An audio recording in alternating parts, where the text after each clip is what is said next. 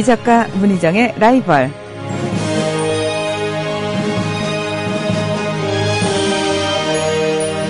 이 시간을 통해서 저희가 참 많은 얘기를 합니다만 그중에서도 역시 좀 깨닫게 되는 교훈 중에 하나가 영원한 권력이란 없다는 점 아닐까 싶습니다. 근데요, 권력이라고 하니까 마치 우리와는 상관없이 정치인들이나 역사 속에 대단한 인물들이 가진 것처럼 생각되기 쉬운데요.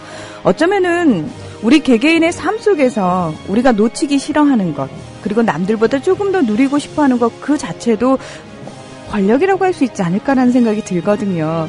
혹시라도 내가 가진 기득권으로, 내가 가진 권력으로 누군가의 마음을 아프게 하고 있지는 않은지 가끔씩은 좀 돌아보면서 살아야 될 필요가 있겠다라는 생각이 드는 그런 오후입니다. 오늘도 변함없이 이분은 왠지 영원한 권력을 누릴 것 같은 그런 분인데요. 이동영 작가 함께하고 있습니다. 안녕하십니까? 네, 안녕하십니까. 국민TV에 단 1g의 권력도 갖고 있지 않은 이동영입니다. 반갑습니다. 여기서 없다고 생각해요? 저요? 저 없어요.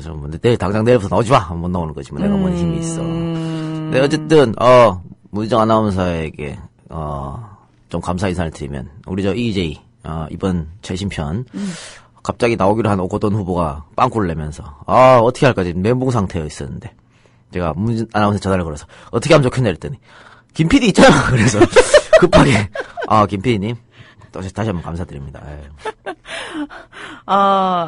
저는 저한테 전화가 와서 저건 너무 발랄하게, 이 작가님! 하고 받았잖아요. 지금 내가 멘붕 상태 빠졌는데, 지금 말이야. 그랬더니 정말, 뭐 하냐, 시간 되냐, 통화 가능하냐, 이런 거 다 필요 없습니다. 자기 본론부터 줄줄줄 얘기합니다. 원래 전화는 본론만 간단히 하는 거예요. 앞머리를 왜 이렇게 또 바보같이 잘랐어요? 네, 사람들이 호섭이라 그러대요. 호섭이. 야, 호섭이를 알고 저렇게 웃으면은, 참, 그렇죠. 예. 우리 이제 젊은 친구들 호섭이 누군지 몰라. 귀엽습니다. 예. 날이 더워졌는데 좀 괜찮으시죠? 네, 괜찮습니다. 예. 자, 오늘 저희가 현대인물을 다룰 거예요. 그렇습니다. 예, 머리 아파. 저희가, 오늘은 라이벌 대결을 두 사람이 아니고, 5명을, 5명을 뭉뚱그려서 갖고 왔습니다. 이거, 보통 우리가 라이벌 하면, 한 사람당 한 편씩 해서 마지막에 두 뭉뚱그려서 3편으로 가지 않습니까? 네. 이건 5편. 5편. 한 6편 가야겠는데? 이런 꼼수를 쓰다니. 그렇기 때문에, 이게 다른 편처럼요. 일일이 한 명 다 생애를 돌아볼 수가 없습니다. 그래서, 그 생애는 그냥 짧게 넘어가고, 중요한 권력 다툼. 그 권력 다툼. 이게 비슷해요. 지금 우리 박근혜 정부가 하는 그 권력 암투. 네, 있거든요. 정윤회 씨라든가, 문고리 3인방 있지 않습니까? 또, 비서실장이라든가. 이런 분들하고 또 역시 역사는 똑같이 되풀이된다. 이렇게 봐지겠죠. 네. 오늘 또 들으시면은 무언가를 또 건져갈 수 있는 시간이 되지 않을까. 감히 자신있게 여러분께 이 작가 문희정의 라이벌 권해드립니다. 네. 재수씨, 결혼 축하드립니다. 앞으로도 행복하고. 결혼 축하하고, 오래오래 행복하게 잘 살고. 나의 미래 결혼 생활을 진심으로 축하해줄 사람들과 같이 하는 소규모 결혼식을 생각하고 계신가요? 강남구 논현동에 위치한 벨뷰티아라는 오직 한 쌍의 신랑 신부님 그리고 혼주와 하객들만을 위한 여유롭고 안락한 일식 장소입니다. 작아서 더 행복한 결혼식. 유부남이 된 걸 환영한다. 앞으로도 좋은 일만 가득했으면 좋겠다. 결혼 축하해. 결혼을 축하합니다. 포털에서 벨뷰티아라를 검색하세요. 예약 문의는 02-512-7996. 돌잔치 및 각종 기업 행사도 예약받습니다. 국민TV 조합원에겐 다양한 혜택을 드립니다. 네, 여러분께서는 국민 라디오 이 작가 문희정의 라이벌에 오셨습니다. 우리 이동영 작가, 백성도 있으시네요. 바운스니. 동영이 형, 주군의 나라의 첫 번째 백성으로 사는 바운스입니다. 하셨어요. 우리 쪽 바운스님께서, EJ에 악플 달리는 사람들하고 매행 아주 대결투를 벌이고 계신 분이에요. 굉장히 고마우신 분이에요. 감사합니다. 사실 사람 마음이 그렇습니다. 그런 악플이 달리면은 신경 안 쓰는 척 해도 쓰이는데 누군가가 와서 밑에, 달아주기를.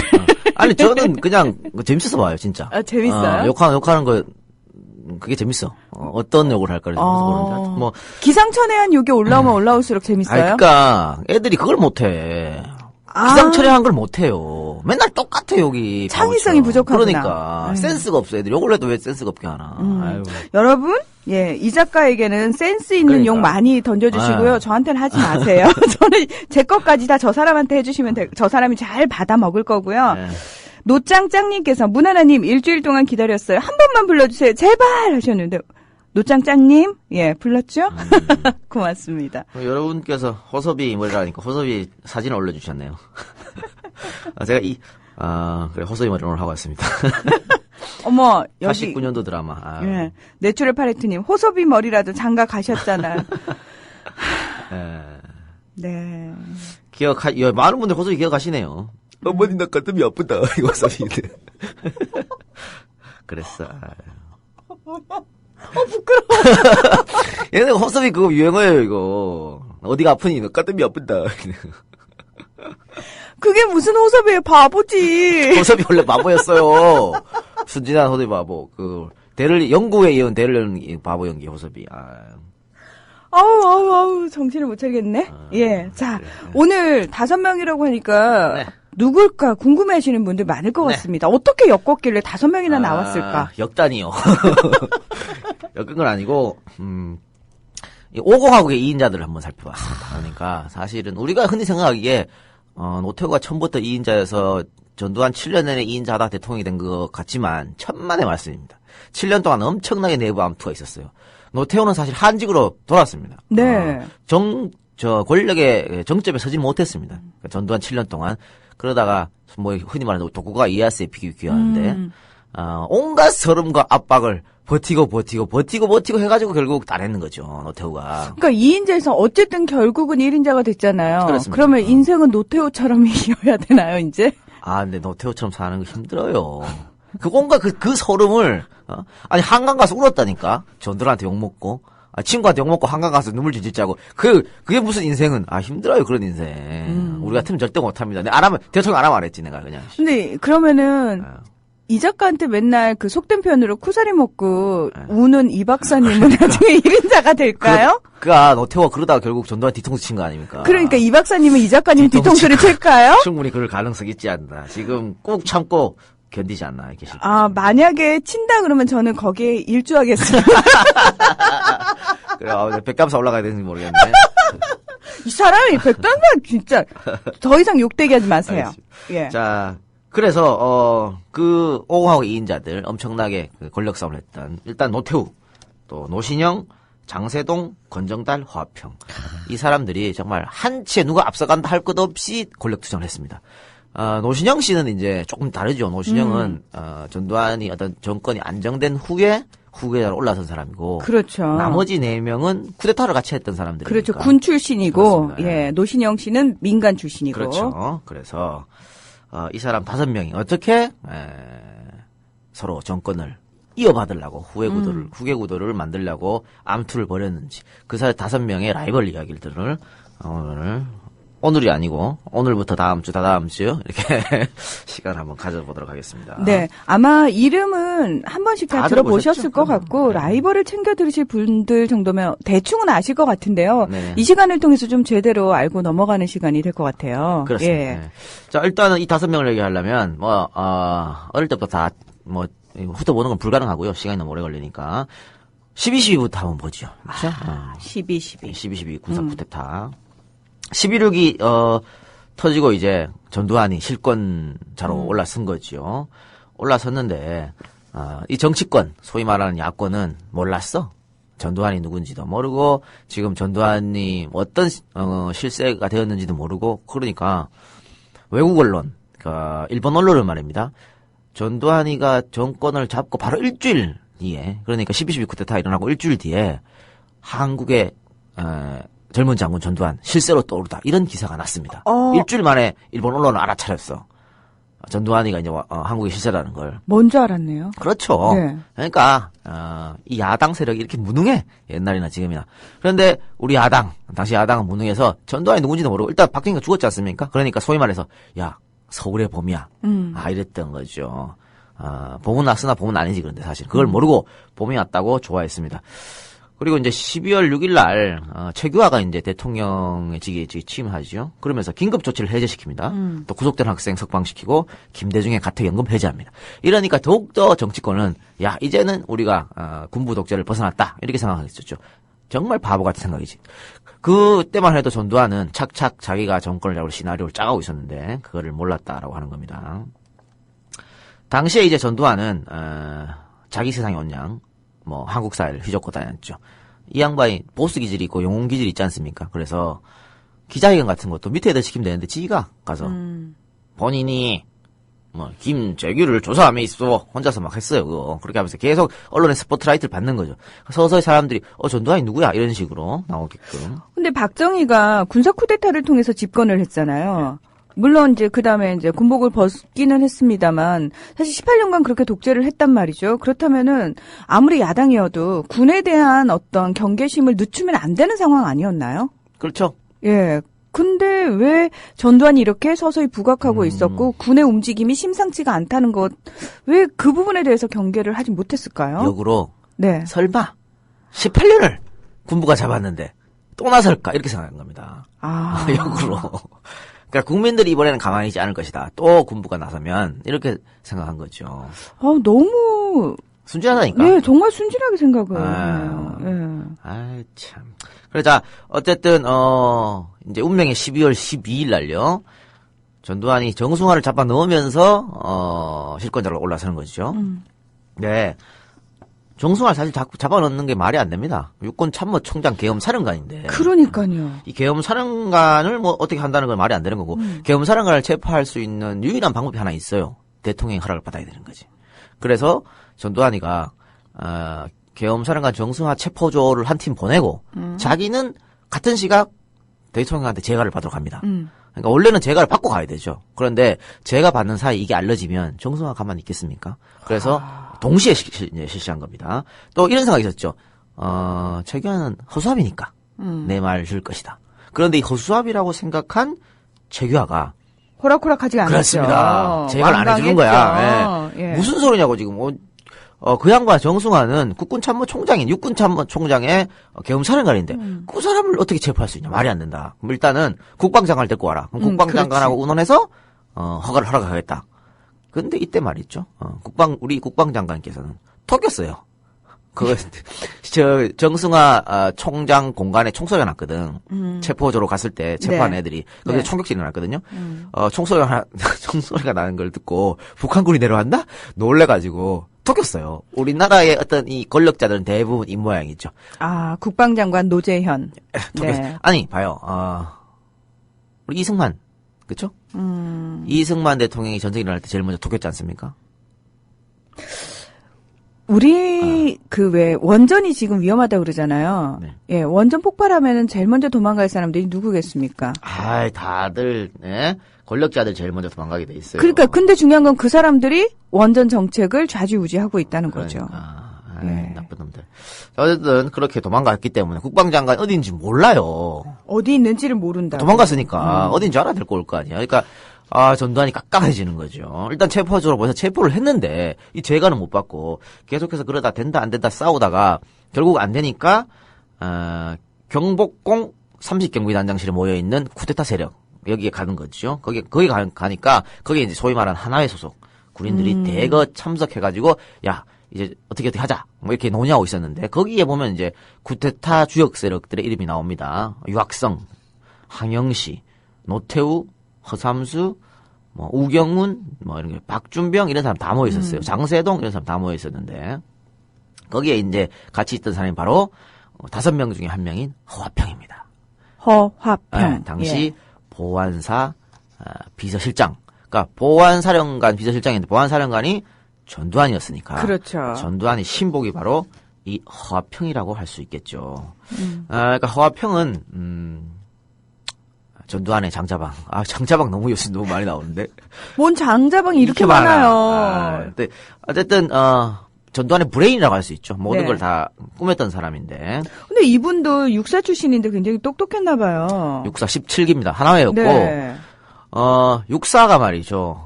우리 흔히 그 전에 1기부터 10기까지는 네.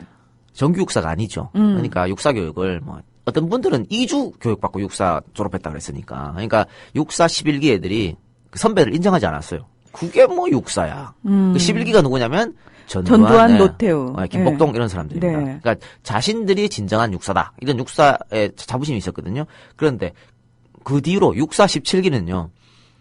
그 엘리트 육사 중에서도 더더욱 자부심을 갖고 있는 사람이 육사 17기였습니다. 그러니까 자기들은 뭐야. 우리 마음만 먹으면 다 서울대 갈 사람들이었어. 그러네요. 그런데 집안 형편이 안 좋고 뭐 이래서 못 갔을 뿐이라고 생각하는 거죠. 그런데 이 사람들이 왜 쿠데타에 직접적으로 나서게 되냐면 진급이 안 돼요.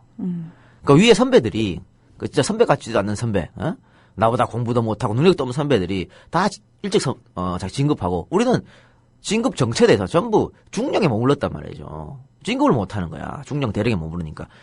역시 진급입니다. 5.16 쿠데타 때도 그 중령 애들이 다 쿠데타 한 거 진급 못해서 그런 거거든요. 뭐 나라를 위해서 다 개굴하다 이렇게 볼 수 있겠죠. 그러니까 그런 엘리트 의식의 발로로 뭐 이렇게 했다라고 볼 수도 있겠는데 어쨌든 이 전두환은 나중에 이제 12.12 쿠데타 성공하고요. 우리 좀 이런 건 다 넘어갑시다. 뭐 그 중요한 거 중간중간에 쿠데타가 어떻게 이루어졌고 반 쿠데타 세력과 어떻게 싸우고 이런 건 다 넘어가고 쿠데타 성공하고 나서 미국의 인정을 받으려고 그랬지 않습니까? 그렇죠. 그거하고 동시에 또 뭘 했냐면 정권을 안정시키기 위해서 숙군을 단행합니다. 그러니까 자기도 쿠데타를 해놓고는 불안한 거지. 왜냐하면 또 거기도 역 쿠데타라고요. 전두환을 제거하려는 그런 또 쿠데타 모의가 있었습니다. 군 내에서 물론 뭐 유야무야 됐지만은 그렇기 때문에 숙군을 단행을 하게 되는데 군대 내 반대 세력 이걸 모조리 목을 쳐버린 거죠. 그러니까 소위 말하는 진정한 군인들, 그러니까 정치 군인이 아니고 진정한 군인들이 이 숙군에 전부 다 목이 날아갔습니다. 그리고 그 자리에 누가 차지했냐? 정치 군인들이 차지하게 된 거죠. 그러니까 군인들을 다 자기를 반대하는 군인들 목을 쳐버렸으니까 그 군인들 자리에 내 사람을 심는 겁니다. 그러니까 이번 달에 대령에서 별 달았는데 3개월 있다가 별 2개 달고 이런 짓거리가 일어난 거예요. 그렇겠네요. 전두환은 79년도 별 2개였잖아요. 그런데 대통령 할 때 별 4개로 제대했으니까 뭐 1년 6개월 만에 별을 2개 이런 경우가 어디 있습니까? 전 세계에. 자기가 달았죠. 자기 별을. 지선으로 달았지. 예. 그러니까 이런 말도 안 되는 그런 별들을 막 뿌리는 그런 남발이 이루어졌다라고 하는 겁니다. 그리고 역시 뭐 국방장관부터 교체시켰고 육참총장도 교체시키고 이렇게 해서 그래서 12.12 끝나고요. 일주일 만에 고위장성 40여 명목이 날아갔다라고 하는 겁니다. 이로써 군은 전두환 세력에 아주 그냥 딱 고착화시키는. 근데 이걸 누가 했냐? 거기다 이것도 허화평이 머리에서 다 나왔다라고 하는 거죠. 아마 이 부분에 대한 대비도 허화평 머릿속에는 다 있었겠죠. 구도 안에. 그렇죠. 그럼요. 예. 야, 정말 그러니까 사실 전두환 자체는 그렇게 똑똑하다고 얘기를 할 수 있을까요? 그러니까 전두환 밑에 네. 머리 좋은 사람들이 많았고 그렇죠. 전두환은 소위 말하는 보수기질이 있다 우리가 얘기하지 않습니까? 판단이 빨랐어요. 내가 어떻게 하면 이렇게 해야 된다. 그러니까 79년도 11.6 당일날 전두환 행동 보십시오. 그렇게 빠를 수가 없다니까. 그러니까 뭐 미리 마치 이런 사태가 일어날 것을 대비라도 하든지 다다닥 했어요. 그런데 김대규가 11.6 당일날 한 거 보십시오. 어떻게 할지도 모르고 우왕좌왕. 그래서 이런 현대사에 그죠? 일어나서 안 되는 그런 일들이 일어난 거죠.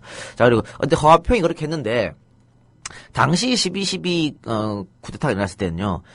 독보적으로 앞서 나갔던 것은 5명 중에 독보적으로 앞서 나갔던 것은 노태우입니다. 노태우. 그렇죠. 그러니까 우리가 아까 얘기했던 뭐 노신영은 뭐 다음에 나오니까 노신영은 그렇죠. 얘기할 필요도 없고 장세동, 권정달, 허화평이 이제 라이벌을 할 수 있지 않겠습니까? 노태우에. 그런데 장세동, 권정달, 허화평은 전부 다 영관급 장교고 노태우는 별스타였어요. 네. 따라올 수가 없죠, 이 사람들은. 거기다가 전두환하고는 친구 아닙니까? 그렇죠. 육사 11기 출신으로 하나의 핵심 멤버 중 한 사람이었죠. 그렇습니다. 거기다가 말이죠. 이 노태우는 말입니다. 12.12 당일날 자신의 전방사단의 병력을 빼내가지고 전두환을 도와줍니다. 그렇습니다. 그 구사단 특전대 병력을 청와대와 총리실 관저 등에 보내죠. 그렇죠. 이게 뭐 전두환으로서는 노태우가 고마울 수밖에 없는 겁니다. 이거 만약에 12.12가 잘못되잖아요. 노태우는 목숨 걸고 한 겁니다. 자기는 사형이 잘못되면. 네. 아니 위수령 이탈 아닙니까? 전쟁 대비하라고 있는 전방사단을 지 마음대로 빼가지고. 그러니까요. 그러니까 이거는 엄청난 일인데 전두환이나 노태우나 목숨 걸었던 거지. 그러니까 전두환으로서 노태우가 너무나 고마웠다. 태우야 고마워. 이렇게 되는 거지. 그렇기 때문에 5공화국의 이인자들 중에서 가장 요 당시만 해도 노태우가 가장 앞서 나갔습니다. 그리고 더 재밌는 건요. 원래 노태우가요. 생도 시절, 육사 생도 시절 전두환보다 앞서 나갔습니다.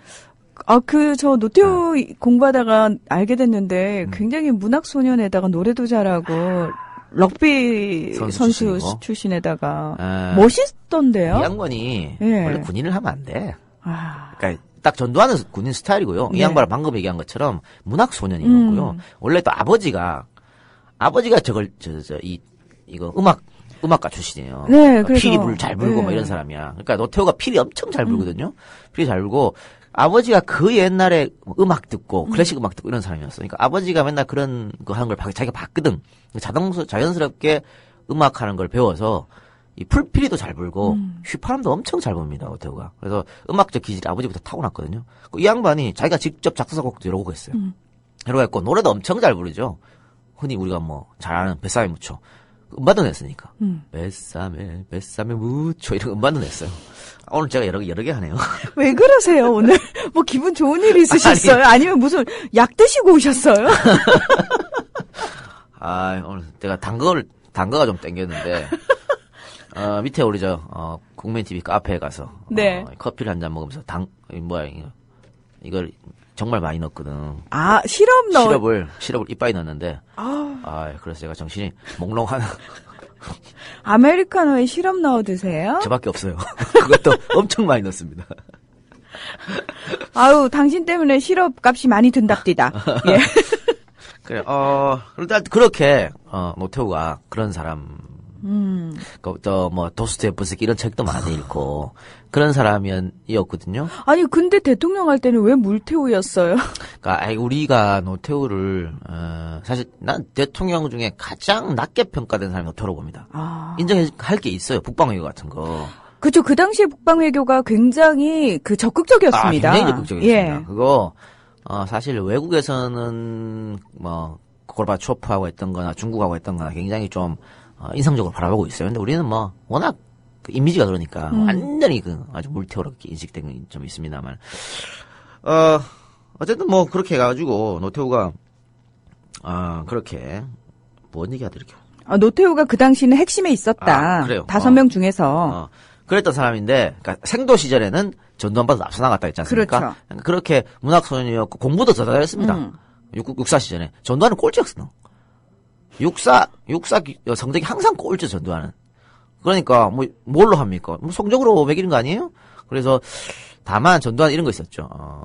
자기 친구들 부하들한테는 캡틴으로 공부를 못했지만 그런 게 있었고 노태우는 그거 반대요. 그래서 그 친구들 사이에서 왜 리더 역할 하는 친구들 있잖아요. 있고 그다음에 또 모범생 스타일이 있고. 그러니까 이 작가님이 전자였으면 저는 후자. 그래서 그럴 수 있죠. 그런데 전두환이가 어떻게 보면은 나중에 와이프 집안 백으로 더 잘 나가게 되는 거죠. 이거 왜 노태우가 더 잘 나가냐 보면요. 육사 11기 동창 모임이 있습니다. 북극성회라고. 이게 이제 하나회의 출발점이라고 볼 수 있는데. 그렇죠. 이 북극성회 회장을 전두환보다 노태우가 먼저 했어요. 예. 그러니까 노태우가 그만큼 앞서 나갔다고 볼 수 있겠죠. 그런데 박정희가 집권하면서부터 이게 뒤집어집니다. 특히 전두환은 뭡니까? 박정희의 양자라고 불렸지 않습니까? 네. 그리고 5.16 군사 쿠데타 할 때 육사 생도의 카퍼레이드 이걸 제안한 사람이 전두환이었고 여기서 박정희가 전두환을 굉장히 인상 깊게 봤다 그래야 되나요? 당시 육사 교장 강영훈 이런 사람 다 반대했거든요.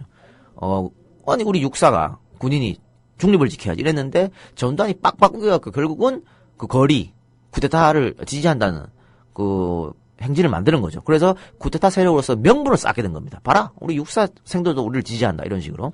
그걸 전두환이 했기 때문에 박정희가 전두환을 되게 이뻐했고. 근데 이 당시에 사실 노태우도 전두환과 같이 군사혁명 지지 카퍼레이드 이끌지 않았습니까? 이끌었는데 예. 앞서 나가서 행동했던 건 전두환이니까. 그래서 박정희가 더 이뻐할 수밖에 없었던 거죠. 아무래도 둘이 같이 행동을 하면 전두환의 성격이 훨씬 더 눈에 띄긴 할 것 같긴 해요. 예. 그리고 저 결정적인 사건이 일어납니다. 그 친위 쿠데타라고 있어요. 그 친위 쿠데타라는 게 뭐냐면 그러니까 박정희를 반대해서 한 쿠데타가 아니고 박정희를 위한 쿠데타. 네. 그러니까 왜 그 박정희가 5.16 쿠데타로 정권 잡은 다음에 박정희 세력들 그 쿠데타 내에 박정희 반대 세력들이 있었습니다. 또 그 무슨 뭐 4대 의혹 사건이라 그래가지고 국민들한테 민심을 떠나게 한 사건이 많이 있었거든요. 네. 그러니까 이 젊은 당시에 유관급 장교 대위 전부 다 대위였는데 이 양반들이 그런 그 선배들을 다 치고 박정희한테 도움을 주려고 하는 쿠데타를 하려고 그랬어. 그걸 누가 하려면 노태우가 앞장서서 했거든요. 그래서 노태우가 옷을 벗을 지경에 놓입니다. 그것 때문에. 그때 누가 살려주냐? 전두환이 살려줘요. 박정희한테 부탁해가지고. 그러니까 노태우로서는 고맙지. 친구야 고마워. 그러니까 이때부터 이 평등 관계에서 상하 관계로 바뀌게 되는 겁니다. 막 역전되는 거죠. 역전되면서 전두환은 나중에 이제 자신을 형님처럼 따르다. 나이도 전두환이 3살 많습니다. 원래 이게 공식 프로필상으로는 1살 많거든요. 전두환이 31년생이고 노태우가 32년생인데 네. 호적 하면은 호적으로 그렇게 늦게 된 거고 원래 나이는 전두환이 29년생인가 그래요. 그러니까 3살이 29년생 33살이 많았습니다. 많았기 때문에 동기지만 형님이잖아. 동네 선배고. 그래서 그렇게 따르던 자신을 그렇게 따르던 노태우를 전두환이 먼저 앞서간 그 요직 다 물려줘요. 그러니까 뭐 사단장 또 청와대 경호실 작전차장보 또 보안사령관도 물려주고 결국은 대통령까지 물려줬죠. 그 같은 자 5번 똑같은 자를 물려줬으니까. 그러니까 12.12의 1등 공신이 바로 노태우라고 할 수 있고 2인자 중에서 노태우가 가장 앞서 나가게 됐다라고 하는 겁니다. 그리고 나서 이제 누구나 다 노태우가 2인자라는 걸 알게 됩니다. 12.12 군사 쿠데타가 일어나고 그렇게 되니까 2인자는 튀면 안 되거든요. 튀면 뭐 정 맞아요. 네. 그러니까 그때부터 완벽한 처세술로 발톱을 감추지요. 이게 이제 경쟁자였던 화평과 권정달 이런 사람들하고의 결정적 차이점이었습니다. 그 처세술을 김종필이 가르쳤다라는 얘기가 그렇죠. 있더라고요. 우리 종필 형이 가르쳤죠. 네. 그러니까 화평하고 권정달은 나서는 걸 좋아하는 거죠. 권력을 좀 내세우고. 왜 본인들 똑똑하니까. 네. 자기가 개혁도 화평 같은 경우에 사실 개혁작을 많이 했습니다. 조상기에. 그런데 그거 지가 다 막 내세우려고 막 이렇게 했거든. 전두환이 꼴보기 싫지 그러니까 뭐야 지가 해서 쿠데타를 왜 지가 나서서 말이 저래 그렇게 했으니까. 황희정승과 하륜이 나서지 않았잖아요. 그렇죠. 왕을 옹립하고. 그렇습니다. 그런 거 네. 우리 2인자들 배워야 됩니다. 네. 결국은 화평 쫓겨나요. 얼마 한 권력을 한 1년 휘둘렀습니까? 결국 미국으로 쫓겨나니까. 어쨌든 김종필 얘기를 해봅시다. 방금 우리 문화나 말처럼 김종필이 충고를 2인자의 삶은 어떤 것이라는 거를 노태우한테 충고를 했으니까. 그러면은 김종필은 2인자로서의 삶을 잘 살았다고 생각하세요? 자기도 스스로 느낀 겁니다. 잠깐만요. 근데 이거 시계가 왜 3시 56분이가 아닌 거죠? 지금 제가 시계가 없어서, 여기 있다. 예, 죄송합니다. 김종필이 자기가 그 박정희 정권에서 늘 2인자라 그랬지 않습니까? 그래서 늘 견제받았습니다. 외국을 3번이나 갔다 왔는데, 그것도 뭐, 자기가 원해서 갔습니까? 거의 추방당하듯이 갔다 왔지 않습니까? 거기다가 가택연금을 뭐 8번, 9번 당했으니까, 네. 2인자라고 하는데, 그렇게 엄청나게 당했기 때문에, 자기가 18년 동안 느껴봤던 그거를 노태우한테 가르쳐 준 거고, 그 이후로서의 김종필의 2인자 삶은 정말 2인자처럼 살았죠. 왜냐면, 쿠데타 일어나고요, 김종필이 12.12 쿠데타 일어나고 김종필이 뭐라 그랬냐면 DJYS를 엄청 욕하면서 전두환을 떠받들었습니다. 그러니까 지금 우리의 기억 속에 김종필이 약간 비열하고 비겁하고 기회주의자로 그렇죠. 낙인이 찍힌 게 본인은 2인자로서의 삶을 잘 산다고 처세술 나름대로 펼친 건데 저희들 기억에는 그렇게 박혀 있는 거군요. 또 왜 그러냐면 그리고 나서 우리 87년 6월 항쟁이 일어났지 않습니까? 네. 6월 항쟁이 일어나자마자 전두환을 엄청 욕해요. 그리고 자기가 이제 후보로 대통령 후보로 나오고, 그리고서, 자기가 좀 세가 약해지니까 3당 합당했지 않습니까? 그렇습니다. 항상. 3당 합당하고 몰려나니까 또 자민련 내고, 그렇죠. 자민련에서 안 되니까 DJ 피연합하고, 이런 식으로. 그렇죠. 그러니까 그 이후의 삶을 보면 2인자의 엄청난 처세지라고 볼 수 있죠. 다만, 우리 국민들한테 그게 도움을 줬느냐, 안 줬느냐, 아니라고 봐야겠죠. 전혀. 예. 어쨌든 다시 그 옛날 얘기로 돌아가면요. 12.12 군사 쿠데타가 일어나고 5.17 비상계엄 확대 조치가 일어나면서 실질적으로 전두환이 정권을 잡게 되죠. 네. 근데 5.17 비상계엄 확대 조치 이후에 김종필이 부정축제자가 돼서 구속됩니다. 당시 전두환은 3기를 완벽히 제거해버렸는데 DJ는 내란, 그러니까 5.18 내란 혐의로 잡아들이죠. 그래서 사형선고를 내리고 YS는 정계 은퇴를 시켜버립니다. 야, 너 정계 은퇴 안 하면 네 가신들 있지. 내 다 잡아가 둘 거야. 그 YS. 우리가 YS나 무현영이나 똑같은 거예요. 무현영 형도 내가 당하는 고통보다 내 주위 사람들이 전부 감옥 가고 끌려가고 그건 누구 때문입니까? 다 본인 때문이죠. 본인 때문에 생각하는 거 아니잖아. 그럼 이 작가 때문에 새 작가 이 박사님이 고통이 당해 막. 그럼 내가 정계 은퇴를 해야지. 정계 뭐 들어가지도 않았지만 그런 방송을 내려야지. 그런 진짜요? 식이에요. 진짜 혼자서 할 거 아니고? 아니에요. 난 걔네들 필요 없어. 어차피 내 거였는데 뭐. 아닙니다. 지분이 80%였어 나 혼자. 뭐 이러면서. 그러니까 YS도 예. 마찬가지인 거죠. YS도 전두환이가 그렇게 주위를 막 들볶으니까 공식적으로 내 정계 은퇴하면 은퇴해버렸어. 그리고 JP는 부정축제자. 너 18년 동안 엄청난 돈 모았지? 하고 구속시켜버립니다. 이렇게 해서 3기임을 다 잘라버렸어요. 네. 그러니까 완벽하게 자기 권력 체제를 구축하기 위해서 했는데, 그게 이제 5.17 비상계엄 확대 조치입니다. 그래서 김종필이 구속됐는데, 구속됐을 때 노태우가 김종필을 부릅니다. 선배님. 불러요. 불러서, 앞으로 제가 어떻게 하면 좋겠습니다. 물어보지. 그때 김종필이 뭐라 했냐. 김종필이 그렇게 얘기합니다. 내가 보니까 당신은 2인자다. 근데 날 봐라. 날 보면 알겠지만 2인자의 길은 어려워요. 2인자의 길은 어려워요. 그러면서 앞으로는 전두환 장군과 절대 떨어지지 말고 함께 가라. 그게 권력을 이어받는 길이다. 표정을 들켜서도 안 되고 섭섭한 티를 내서도 안 된다. 전 장군의 신기를 건드리지 마라. 이거는 전두환이 하는 거에 반대하지 말라는 거거든. 튀지 마라. 근데 화평 이런 사람 엄청 반대했거든. 그러니까는 나중에 아웃되는 거고. 그러니까 노태우는 결국은 5명 싸움 중에 승리할 수 있는 이유가 바로 이건 거지. 그러니까 종필이 형이 이거 야 발톱을 숨기는 게 2인자의 성공 요령이다라고 가르쳐준 거. 이거를 뭔가 이 말을 듣고 깨달은 겁니다. 그래서 끝까지 지켜나가는 게 7년 동안 그 숱한 수모를 견뎠던 게 바로 노태우였다라고 하는 거죠. 야, 대단하네요. 그러니까 이런 처세술을 가르쳐 줄 수는 있지만 사실 이거를 본인이 하고 안 하고는 본인 선택의 문제거든요. 그러니까 이거 노태우 성격도 있는 것 같아요.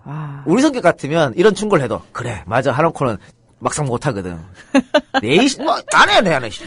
안 하면 그만 아니야 내가. 근데 그거 먹고 살 거 없어 이러는데 야 당신 나라는 그게 문제예요. 그거 아니면 우린 먹고 살 게 없어. 없네요. 예, 없어요. 우리는 비굴해져야 돼요. 근데 그걸 다 참고 야 엄청났다라고 할 수 있겠지. 예. 자, 그래요. 그래 하여튼 뭐 그랬는데요. 제가 방금 계속해서 그 멸시를 다 참았다 했지 않습니까? 내가 네. 예를 몇 개 들어드릴게요. 노태우가 어떻게 보면 2인자였고 나중에 체육청소년부 장관하고 뭐 내무부 장관하고 네. 뭐 민정당 대표까지 가는데 그렇죠. 이 사람들 앞에서 회의하면서 딴 사람들 앞에서 반말로 노태우에게 엄청나게 욕을 했습니다. 전두환이. 그래서 그게 서러워가지고 노태우가 한강에 가서 말이죠. 울었어요. 혼자서. 너무 서러워서. 근데 이 울었다는 이야기가 전두환한테까지 들어갑니다. 그러니까 또 사람들 앞에서 뭐라 했냐면 어이 노태우 내가 뭐라 했다고 한강에서 울었다며 이렇게 또 개망신을 줬다라고 하는 거죠. 정말 이동현 같다. 저는 바로 그러죠. 이렇게 망신을 주지. 그러니까요. 이 작가님 그러시잖아요. 네. 이 박사님 쿠데타 일으켰다고. 그리고 바로 진압됐다고 온갖 방송에서 다 떠들고 다니고. 네. 그거 이 박사의 쿠데타는요. 이 박사가 술 먹고 쿠데타한 거예요. 맨정신은 절대 쿠데타 못해. 술 완전 만땅 먹고 나하는 쿠데타. 겉봐 이렇게까지. 야. 그리고 모르는 사람도 다 이 박사님한테 가서 쿠데타 하셨다면서요. 바로 진압당하셨다면서요. 이렇게 말하게 만들고. 근데 그런 것고 다 참고 견뎠다라고 하는 거고. 또 있습니다. 그 5명 중에 라이벌 권정달이 있지 않습니까? 네. 이 권정달이요. 하나회가 아니었어요. 하나회가 아니었는데도 집권당 초대 사무총장을 했어요. 엄청난 겁니다, 이거. 그것도 솔직히 기대기 팔았 나이에. 그 정도로 엄청난 거였고, 노태우하고 많이 싸워가지고, 이인자는 노태우가 아니고 권정달이라는 얘기가 돌 정도였거든요. 또, 우리가 흔히 말하는 언론 통폐합. 이런 거 다 권정달 머리에서 나왔습니다. 그렇기 때문에, 하나에도 아니면서도 이렇게 했던 거는 권정달을 엄청나게 전두환이 아꼈다라고 봐야겠죠. 그래서 권정달이, 85년도 총선인가요? 거기서 이제, 그 전에 이철희 장영자 사건 때문에. 네. 쫓겨나지요. 네. 그 장영자가, 저는 억울합니다. 이러면서, 권정달이가 다 해쳐먹었어요. 뭐 이렇게 했거든. 그래서, 권정달이 그것 때문에 물러나고, 나중에 총선에서 이제 안동에서, 동네형입니다. 안동에서 국회의원 나왔는데, 그때 아마, 노태우가 뭐 민정당 대표가 있었어요. 그러니까 네. 지원 유세를 가는 거죠. 근데 권정달이, 찾아온 노태우를 기다리게 합니다. 1시간 동안 밖에서. 기다리세요.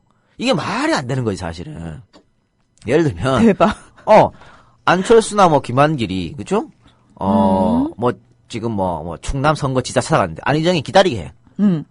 안 와도, 잠깐 기다려요. 나 지금 회의 있으니까.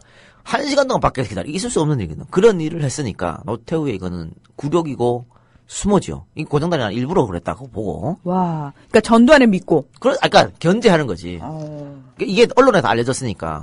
내가 노태우를 이렇게 할 정도로 나는 내가 진정한 이인자라는 걸 알려주려고 그랬습니다.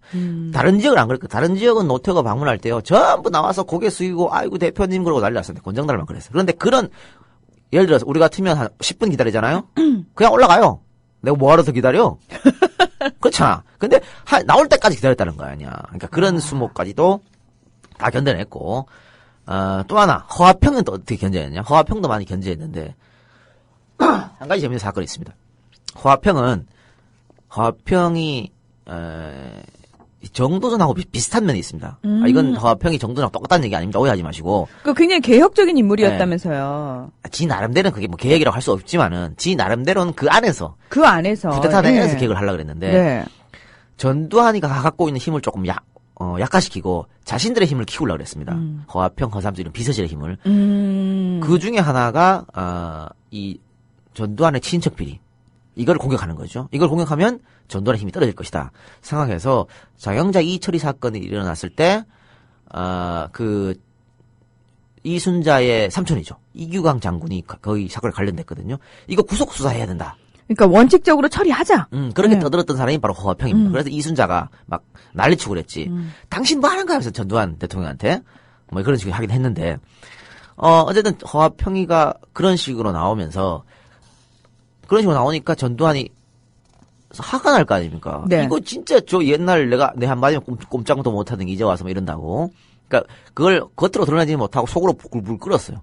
그러다가 공식적으로 허화평이 이제 그 전두환 친척이 이 권력의 중심으로 들어오면 안 된다고 건의를 합니다. 건의를 하는데 그것도 자기 입으로 못 하니까 자기 입으로 하면 또 자기가 직격탄 맞을 거 아닙니까? 그래서 쿠데타의 공신들을 모아요. 모아서 이걸 건의하자. 건의하는데 자기 입으로 하면 자기가 직격탄 맞으니까 그걸 누구한테 시키냐면 노태우한테 시킵니다. 자연스럽게 노태우가 할 수밖에 없게끔 만들어요. 헐. 머리 좋은 사람이지. 그러니까 노태우는 내가 이걸 왜 건의해? 하고 싶지 않은데 얼떨결에 또 맡은 겁니다. 미칠 노릇이지. 근데 노태우도 머리가 있지 않습니까? 네. 이걸 가서 직접적으로 두한이한테 말하면 걔 박살이 나니까 글로 쓰죠. 글로. 건의서. 말은 못하고 건의서를 써가지고 그 욕을 덜 먹는 처럼 하는데 그것도 이 허화평이 그렇게 한 겁니다. 근데 노태우는 그걸 알면서도 머리 써가서 이거를 그렇게 글로서 풀어서 내는데 근데 노태우도 이렇게 이런 계책 어떻게 보면 묘책이죠. 이거 짜내는 이유가 노태우 밑에 노태우의 그 처남이 누굽니까? 박철원. 박철원 있었잖아. 네. 박철원도 보통 머리가 아니거든. 그렇죠. 박철원이 굉장히 꾀돌이죠. 그렇죠. 박철원이 이깨를 낸 거죠. 네. 그러니까 박철원과 어떻게 허화평의 대리전 싸움이었다라고 볼 수 있고 그런 일도 있었고 또 뭡니까 그 장세동 같으면은 노태우를 사찰하기도 했었습니다. 이인자였던 안기부 부장할 때 사찰했었어요. 네. 와우. 그러니까 이런 온갖 수모들을 서러움들을 다 견디면서 절대로 밖으로 나타내지 않았다. 7년 동안. 그래서 결국은 전두환이 어떻게 생각했냐면 내가 후계를 후도를 전두환한테 주면 내가 뒤통수 맞을 일은 없겠다. 내 후계가 안전하게 갈 수 있겠다. 이런 생각을 한 겁니다. 왜냐하면 쟤는 이래도 흥 저래도 그렇죠. 흥 웬만해서는 잘 안 드러내니까 감정을. 아니 그것도 몰랐던 거야. 아. 내 뜻대로 할 수 있겠다. 그러니까 바보 같다고 생각을 했겠군요. 그러니까 이런 거죠. 내가 이제 이사장을 이 박사한테 시켜도 결국 내 마음대로 되겠구나. 이런 생각을. 난 정말 이 박사를 꼬드겨서 뒤통수 치고 싶다. 어쨌든 그런 건데, 아니, 전두환이가 7년 동안 정권을 잡았지 않습니까? 네. 그리고 지는 이게 평화적 정권 이양이라고 말하는데, 정권을 놓을 생각이 없었어요. 상황 정치. 노태우를 앞에 두고 지는 뒤에서 움직이려고 그랬단 말입니다. 그래서 뭐 국가원로자문회의라는 걸 만들었거든요. 그런데 그게 되나? 권력이라 한 건 아버지하고도 안 나누는 게 권력인데 내 말을 잘 들을 거라고 생각했던 노태우가 권력을 잡자마자 아주 전두환을 그냥 박살내버리는 거지. 예, 바로 백담사로 보내고 민정당 명예 총재직 사퇴하게 만들고. 아니 올림픽도 못 가는데 올림픽 그래서 텔레비로 울면서 왔잖아요. 텔레비로 전두환이 그런 일을 벌였으니까 전두환에서 정말 믿었던 사람한테 뒤통수 받았을 거다. 많은 걸 볼 수 있고 이건 뭐냐면 노태우가 7년 동안 그렇게 박박 조용하게 그런 모든 수모를 참고 견딘 것은 대통령 하려고 그런 겁니다. 와신상담이군요. 그렇게 볼 수밖에 없겠죠. 예. 그게 바로 노태우였다. 자, 이게 바로 이제 초창기 5명의 라이벌 중에 앞서 나갔던 노태우에 대한 이야기였고요. 자, 두 번째 인물 우리 허화평에 대해서 좀 살펴봅시다. 허화평에 대해서는 아까 뭐 잠깐 설명해 드렸습니다만은 허화평을 살펴드리면요. 아까 말한 것도 육사 17기였고 또 육사 17기의 선두주자였다. 또 허화평은 보안사 비서실장으로 이러면서 전두환의 신복이었는데 12.12가 성공할 수 있었던 것은 허화평이 아니면 불가능했다는 겁니다. 허화평이 주특기가 정보 분야입니다. 그리고 보안사가 뭐 하는 곳입니까? 정보를 담당하는 곳이거든요. 그렇죠. 개인 사찰하고 또 도청하고 감청하고 이런 거였는데 12.12가 일어나고 보안사가 다 도감청을 했어요. 그리고 그 도감청은 허화평이 주도적으로 했고 그러니까는 그 쿠데타를 진압하려는 세력이 있었지 않습니까? 네. 뭐 장태환 수행관 사령관이든가 정병주 특전사령관인가. 그래서 그쪽 사람들이 야 우리 어떻게 하자 이거 보안사에서 다 도청해서 저 애들이 뭐 할 건지 바로 다 파악합니다. 와. 그러니까 예를 들면 제가 우리 둘이 예를 들어서 문화라고 저하고 쿠데타 진압군이에요. 그러니까 제가 문화한테 전화를 하는 거죠. 문장군 지금 이러니까 저쪽에 빨리 가서 막아요. 그렇게 전화 끊을 거 아닙니까? 끊자마자 허화평이 전화합니다. 전화해서 방금 통하셨죠? 대세 기울었어요. 어떻게 할 거예요? 우리 쪽에 붙으면 앞으로 영원히 편해질 겁니다. 갈등하고 출동 안 시키는 겁니다. 이렇게 허화평이 다 이 도감청하면서 짜낸 겁니다. 그러니까 저쪽에 손발톱을 다 아주 미리 잘라버렸던 거지. 손발톱이 아니고 손발을. 손톱 발톱. 그래 손발을. 그러니까는 허화평이 없었다면 이 12.12가 성공할 수 없었다라고 하는 거고. 이렇게 해서 주역이 됐거든요. 주역이 되는 12.12 1등 공신이라고 할 수 있는데, 대부분의 12.12 주역들이 군에 남기를 원했어요. 장세동 같은 사람도. 네. 난 군에 있고 싶다라고 했고. 노태우도 사실은 원래 군에 남아있고 싶었잖아요. 네, 그래서 나중에 보안사령관으로 가는 거죠. 네. 그렇게 했고, 다른 사람, 배군기라든가 이런 사람들도 거의 다 군에 남았습니다. 군에 남았으면 결국은 별 3개나 달고 했는데, 이 허화평은 바로 전두환 따라갑니다. 전두환을 따라 청와대에 입성하게 되는 거죠. 물론 별 한 개 달고 가요. 근데 그 별도 전두환이 그랬어. 야 그게 별이야? 왜냐면 똥별이라고 했는데 원래는 이게 달 수 없는 별이죠. 근데 쿠데타 해갖고 제대한다 그러니까 한 개 달아줘서 제대시킨 거예요. 그랬으니까. 그래서 전두환도 인정하지. 아니 지는 지는 별이야 그게? 4개 다른 별이? 사돈 남말하고 있네 진짜. 고만고만한 애들끼리 참 서로 욕하고. 예, 그러니까. 그런 느낌이네요. 예. 네, 그렇게 바로 청와대에 들어간 그만큼 이제 전두환의 브레인이라고 할 수 있겠죠. 그것도 청와대로 들어가는데요. 직제도 없어요. 특별비서관. 직제도 없는 특별비서관을 맡았습니다. 이 대통령 비서실 보좌관이라고 하는데 그런 직책이 청와대에 없었다니까요. 근데 허화평 때문에 일부러 만들어서 보낸 겁니다. 나중에는 정무 제1수석 비서관이 됩니다만. 그리고 다른 비서관들은 전부 별관에서 근무했어요. 그렇죠. 그런데 허화평만 본관에서. 본관에서 바로 그냥 전두환하고 다이렉트 만날 수 있는 1대1 독대할 수 있는 비서관은 허화평밖에 없었고 그러니까 누구나 허화평이 청와대 내에서는 2인자다. 이렇게 말이 나올 수밖에 없었던 상황이죠. 그러니까 청와대 대통령에게 들어가는 보고서를 일일이 다 체크하면서 실질적으로는 청와대의 모든 실무를 다 관장하게 되는 거죠. 그렇습니다. 예. 그러니까 전두환이 그걸 허화평을 얼마만큼 신임했는지 알 수 있는 거죠. 또 재밌는 게요. 당시 허화평 밑에서 법률 보좌관 하던 사람이 박철원이었습니다. 박철원. 예, 박철원이었고 더 재밌는 건요. 그 박철원 밑에 일했던 사람이 강재섭입니다. 강재섭 한나라는 사무총장이요. 사무총장 대표하던 와. 그런 사람이 무슨 진짜 씨. 그러니까 이 나라가 한나라당하고 새누리당 집권하는 게 말이 안 된다니까요. 어떻게 군사 정권의 후에 거기서 빌부터 먹던 기회주의자들이 정권을 다시 잡을 수가 있습니까? 말이 안 되는 거죠. 강창희 같은 사람 봐요. 7년에 8년에 강정생 하나회 아닙니까? 진짜. 그래. 그래야지만 강창희 참. 그러니까 그래야지만 우리나라에서는 잘 먹고 잘 사는 걸까요? 그런 사람들만? 그런가 봐요. 그래서 저는 다음 정권에 또 보수가 가면 말을 갈아타야지 않나. 말을 갈아타야지 생각하고 있습니다. 당신이요? 네, 한번 심각하게 생각. 아니, 욕 좀 얻어먹으면 어때? 욕 얻어먹도 내가 편하게 살면 되지, 뭐. 떵떵거리면서. 그럼 난 당신 뒤통수를 치겠소. 그래요. 자, 그리고, 오공화국 나중에 출범하고 나서요. 이 양반이 이제 통금해제라든가, 또, 학생 두발 자유라. 두발 자유라. 또, 가해금지. 가해금지. 예. 이런, 굵직굵직한 법안들을 마련했었죠. 다 이 사람 머리에서 나온 거고요. 또 아까 말씀드린 것처럼 허화평이 이제 비서실의 힘을 키우려고 그랬지 않습니까? 네. 그거는 비서실의 힘을 키우면서 자신의 힘을 키우려고 그런 거죠. 그래서 전두환의 그 강력한 대통령의 힘을 빼고자 했는데 이철이 장애자 사건 때 이순자 삼촌을 구속시키라고 요구했던 것도 허화평이었고, 근데 하여튼 이런 허화평의 대통령 견제 때문에 그 대통령 견제가 붐메랑이 되어서 자신에게 돌아옵니다. 결국은 전두환이 쫓아내는 거죠. 네.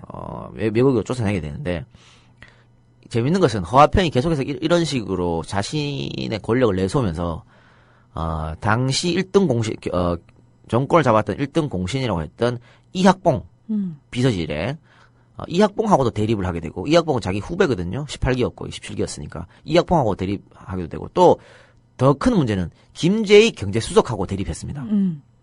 김재익 경제수석이 누구냐면요. 전두환의 경제 가외 선생이라고 불렸던. 그렇죠. 그 금융실명제를 그걸 창안했고. 예. 하자 그랬는데. 네. 화평이 엄청 반대했죠. 못한 예. 거였는데. 저는 이 양반이 일찍 죽은 게 상당히 아쉽습니다. 이 사람은 대단히 개혁적인 사람이었어요. 이 양반이 그 80년대, 우리 80년대 우리가 18년 그 박정희 집권 때 경제가 성장했니 나발이긴 하지만 18년 동안 흑자인 적이 단 한 번도 없습니다. 그러니까 횟수가 19년이죠. 박정희 19년 내내 적자였어요. 근데 80년대 전두환 정부 들어오면서 흑자로 돌아섰거든요. 그러면서 우리 경제가 상당히 발전했는데, 물론 그 삼재 현상이 있었죠. 근데 그러니까 전 세계 경제의 호황이었으니까 그때 이 김재익 같은 사람이 나서가지고 정말 개혁 정책 실시했으면요. 우리나라가 그때 엄청 발전했을 거라고 봐요. 지금보다 훨씬 더. 근데 이 양반이 안타깝게 아웅산 사건 때 죽죠. 예. 그 폭발 사건 때 죽어요. 폭발 사건 때. 그래서 전두환이 그것 때문에 엄청 울었거든. 아까운 사람 놓쳤다고. 그만큼 김재익을 아꼈습니다. 전두환이 아꼈고 김재익의 개혁 정책에 전두환이 힘을 많이 실어줬다. 그런데 이 김재익이 뭐가 하려고 하면 허화평이 반대했거든. 그러니까 허화평은 김재익이 나서면 나설수록 자신의 힘이 약해진다고 생각을 그렇죠. 했겠죠, 당연히. 그러니까 아까 정도전하고 비슷한 면이 있다 그랬는데 일부분이었고, 이건 다른 거지. 정도전은 자신의 힘을 내세우면서 나라를 위해서 했던 사람이고, 이 양반은 자신이 뭘 하려고 자꾸 했던 거니까. 그러니까 자기가 정말 개혁 정책을 하려면 자신보다 더 이 경제 분야에서 뛰어난 사람이 김재익이고, 김재익을 도왔어야죠. 근데 사사건건 김재익이 하는 거에 반대했다. 그래서 전두환이 그런 거에 대해서 불만을 품었고, 왜 김재익 갖고 자꾸 반대하냐. 김재익하고 육두문자까지 써서 싸울 정도였어요. 그래서 김재익이가 날씨 못해 화평 때문에 그래가지고 병원 입원하기도 했다니까요. 그러니까 전두환으로서는 화평이 자꾸 눈에 가시처럼 12 1등 공신인 건 맞지만은 권력을 잡아서 자꾸 저렇게 어떻게 보면은 집권에 방해를 하니까, 그래서 아마 눈에 가시처럼 생긴 것처럼 보입니다. 그래서 나중에는 화평이 가택수사까지 갔죠. 가택 수색까지 받고 전두환이 허화평을 보고 나가라 그럽니다. 청와대에서. 그래서 대구시장인가 뭐 국세청인가 국세청으로 왔는데 국세청장을 맡아달라 그러지. 그러니까 허화평이 이거 뭐야 이거. 말 그대로 회사에서 일하다가 책상 한 개 좋았고 야 너 절로 가서 일해 이거 아닙니까. 그러니까 못 간다고 반발하는 거지. 그래서 미국으로 쫓아내버리는 겁니다. 그리고 82년에 미국으로 가거든요. 그래서 전두환 정권 끝날 때까지 5년 동안 진짜 망명객 아닌 망명객 신세로 또 돌아다니게 될 수밖에 없다. 네, 뭐 그래도 그럴싸한 개건연구원 뭐 이런 이름 붙어가지고. 개건연구원인데 예. 5년 동안 전두환 정권 내내 들어오지 못했다는 것은 그 사람이 이제 2인자에서 완전히 권력 2인자에서 벗어났다. 그러니까 허화평의 권력 2인자로 활동했던 거는 자신이 청와대 입성부터 정말 짧은 한 1년 그 기간밖에 없었고 그게 이제 노태우하고 차이점이죠. 노태우는 그 숱한 수모를 전두환이 하라면 하라는 대로 하면서 7년을 버텼는데 허화평은 자기가 하고 싶은 대로 하면서 1년밖에 2인자라는 소리를 못 듣고 쫓겨났고 결국은 전두환 정권이 끝나야 돌아오거든요. 88년에 이제 노태우가 되면서. 근데 청와대 있을 당시 노태우를 견제했던 사람이 바로 허화평입니다. 네. 그러니까 허화평이 노태우를 좋아하겠어요? 아니요. 그러니까 노태우가 정권 잡고 허화평이 민정당 공천을 요청했는데 공천에서 떨어져요. 네. 노태우가 미쳤습니까? 그 공천을 당연한 거 아닌가요? 그럼 옛날에 나한테 그렇게 견제했는데. 네. 하평이 공천 주지 마 이래가지고 바로 공천에서 탈락했다. 누구지? 저 성대모사. 네. 그런 겁니다. 그러면 허화평은 어떻게 했어요? 허화평이 내 공천 안 줬던 노태우에게선 좋을 마음이 있겠습니까? 안 좋겠죠. 계속 노태우도 허화평도 노태우에 대한 앙금이 쌓였겠죠. 그래서 나중에 왜 YS하고 박철원하고 싸우죠. 박철원하고 싸우고 YS가 정치 보복해가지고 박철원이 깜빡하지 않습니까? 네. 이것도 여러분이 물론 박철원이가 그 노태우 정권 하에서 비리를 저질렀겠죠. 그렇죠. 그래서 뭐 감옥 갔겠지라고 거의 다 생각하는데 YS가 박철원 보낼 때요. 그때만큼은 증거가 없었어요. 증거가 진짜 단 1g도 없었습니다. 없었다니까. 그럼 뭐만 있었냐? 증언만 있었습니다. 증언. 누구의 증언? 그거 정덕진 형제. 그 형제의 증언만. 증언만 있었고 또 여자 한 명 있었어요. 그 여자 이름이 생각 안 나는데 그 여자 한 명의 증언이 있었는데 그 여자는 결국 재판장에 나오지도 않았습니다. 나오지도 않고 검찰 수사에서만 증언했고 또 정덕진 형제는요. 나중에 자기가 했던 말을 뒤집었어. 내가 박철원한테 줬다 그랬지만 이런 식으로 박철원 잡기 위해 우리 형제를 끌고 들어가면 안 된다 그러면 증언을 뒤집었거든요. 그러니까 이 두 사람의 증언 가지고 박철원을 유죄 때린 건데 이게 말이 안 되는 거죠. 이게 이 수사를 누가 했냐? 홍준표가 했지. 홍준표. 네. 그래가지고 모래시계 검사. 개코 같은 모래시계는 뭐 모래시계야. 검찰이 증거 가지고 얘기해야 되는 거 아니에요? 그래서 이것 때문에 논란이 많았어. 사람들이 아니 증거도 없이 어떻게 구속하냐. 그랬더니 홍준표가 뭐라 했냐면 뇌물 사건의 90%는 증거가 없다 그랬습니다. 이 말은 뭐냐? 뇌물 사건은 사람들 증거만 있으면 누구나 다 잡아갈 수 있다는 얘기예요. 그러네요. 근데 검사가 할 얘기는 아닌 것 아니지. 같은데. 아니 이거 봐요. 예를 들어서 갑자기 누가 나한테 뇌물 줬다 그러는 거야. 한 10억. 그래서 내가 아니 준 거 있냐니까. 아니 준 사람이 너 줬다잖아. 줬대잖아. 너 아웃.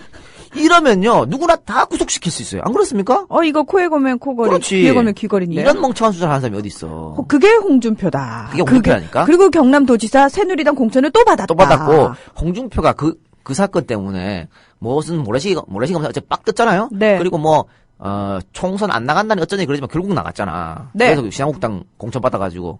네. 에이, 그거는 나중에 자세히 할 얘기 하겠으면 하고. 어쨌든 그렇게 됐는데. 네. 그 사건 때문에 끝내야 돼요. 에이씨, 알겠습니다. 예. 자, 저희가 앞으로 계속 하겠습니다. 5공화국의 2인자들 이야기하고 있습니다. 그래도 2명 했네요, 2명. 2명 했습니다. 예, 이 작가님. 남은 3명은 다음 주에. 오늘 네. 고맙습니다. 네, 감사합니다.